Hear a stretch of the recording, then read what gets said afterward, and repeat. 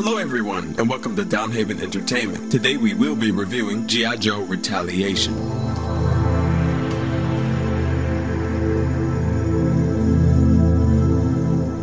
Hey Will Smith, do you know they made a sequel to G.I. Joe?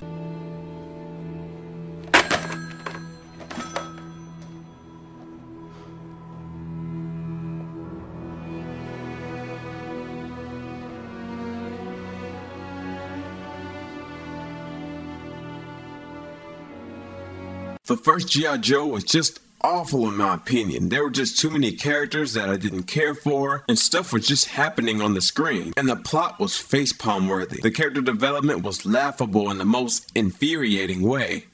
Think about it. And it was so freakishly over the top, I just wanted to leave the theater. Now it did have cool action, but action is never enough to carry a whole movie. Enter G.I. Joe Retaliation, the sequel to God Awful Joe. The movie was directed by, what's his name? Jon M, Gesundheit, who did a good job, I guess, not winning any awards here. The movie stars Dwayne Johnson as Roadblock, who was absolutely perfect for this movie. This guy is becoming one of my favorite actors. He has a charm to him that makes the movie enjoyable. He's a tough head who's not the dumb meathead jock jerk. He's like cool with everyone and you really want to talk to this guy. Just don't piss him off. And the character he plays in this movie is the definition of that. Thumbs up. Bruce Willis as Joe, who I was glad to see in this movie but definitely needed more screen time. He just kind of shows up and does stuff. He's like, you need guns? Here, have some. I'll help you out with some of my old buddies.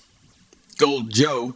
Hey, they didn't say Gold Joe in the movie. Byung-hun Lee as Storm Shadow. Thumbs up. Ray Park as Snake Eyes. You ever notice Ray Park's face is always obscure in the roles he plays in each movie? Thumbs up. Now let's get into what worked for the movie. The villain. Yes, I love this dude. He was the classic villain, like a boss. As soon as he put on the suit and conducting business with the other baddies, Cobra Commander stole the screen. There was a scene in this movie where some people ask him, what do you want? And like a boss, he simply says with that awesome menacing voice, I want it all. And that's all the explanation I needed. And that suit.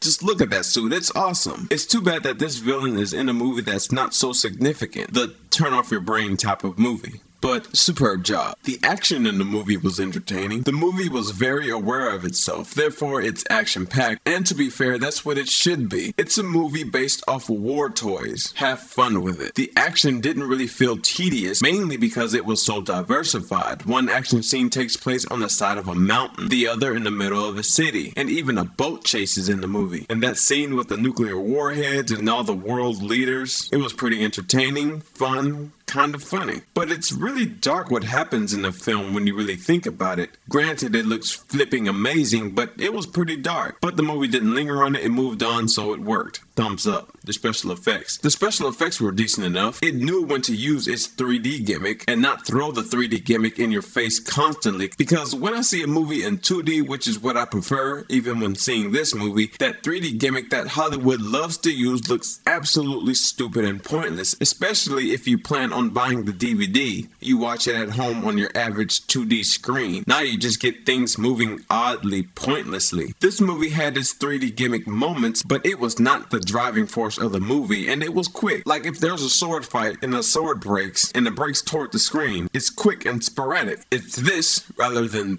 that.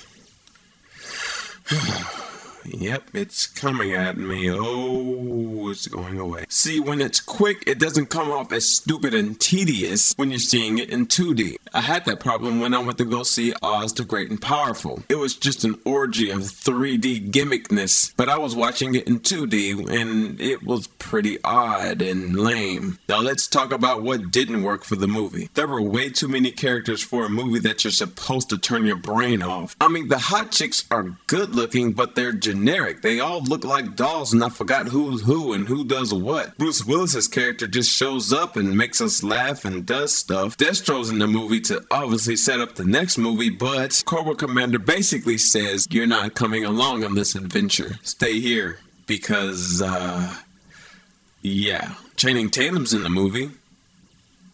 Two characters are best friends, always smiling, making fun bets. Any more screen time with these guys, I think they were...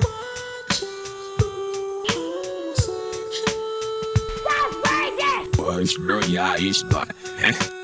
Best friends who get along with everybody and get along especially with each other. I wonder what cliche that falls under. Oh, what else didn't work was that one unfortunate yet hilarious casting choice. Let me just say, imagine Daniel Craig playing Mr. Miyagi in Karate Kid. That's comedy gold. Yet I don't think this movie was going for that comedy gold. They played it so straight. I can't take it as a joke, yet I can't take it seriously. The script for this movie had pretty cool ideas to carry the movie through, but it was executed a little choppy and poorly. Anytime we get some interesting backstory or really intense moment, action comes along, therefore you don't care for the plot. If it focused and expanded on the plot more, this movie would have been even better and more interesting than it was. Overall, the movie is fun. I came into this movie expecting action and that's exactly what I got. But if they focus more on less characters and more on plot, they can take this franchise to new heights, gaining more of an audience. Cause like I said, this movie does have some great ideas. They just don't execute them properly. I mean really, they probably had 10 to 15 minutes total of expository dialogue on who's who, why this happened, who's related to who. But I digress. It's a movie based off toys that had an 80s cartoon that was silly to begin with. So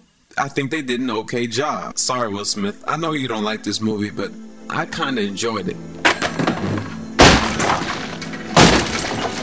Ted Anderson, Nicole Anderson, Allie Anderson, Ed Rice, Stephen Phillips, Monica Freeman, and Sarah Jensen.